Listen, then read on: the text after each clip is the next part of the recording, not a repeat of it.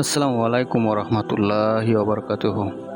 প্রিয় ভাই ও বোনেরা, হজরত উমর রাদিয়াল্লাহু আনহুর আমলে এক গায়ক ছিলেন। লোকটি গোপনে গোপনে গান গেয়ে শখ পূরণ করত।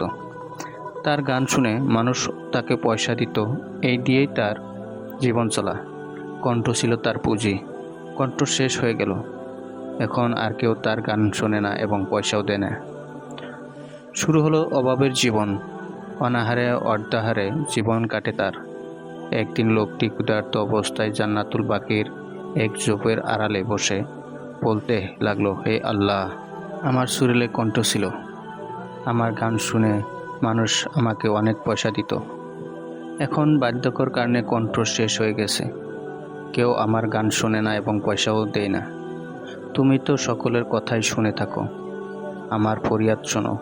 আমি দুর্বল হয়ে পড়েছি, আমার শক্তি শেষ হয়ে গেছে। এক কথা সত্য যে আমি তোমার অবাধ্য, তবু তুমি আমার অভাব দূর করে দাও, আমার প্রয়োজন মিটিয়ে দাও। হজরত উমর রাদিয়াল্লাহু আনহু মসজিদে শুয়েছিলেন।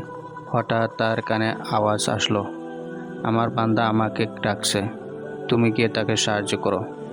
জান্নাতুল বাকিতে এক ফরিয়াদি আছে, তুমি তার ফরিয়াদ পূরণ করে দাও।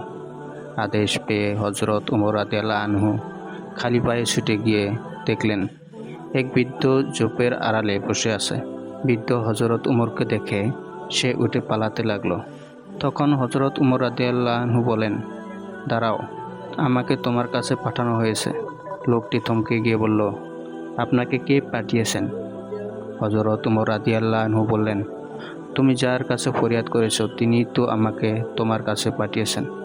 লোকটি আকাশের দিকে তাকিয়ে বলল, হে আল্লাহ, 70টি বছর তোমার নফরমানি করেছি, এই দীর্ঘ সময়ে একটিবারও তোমার কথা স্মরণ করিনি।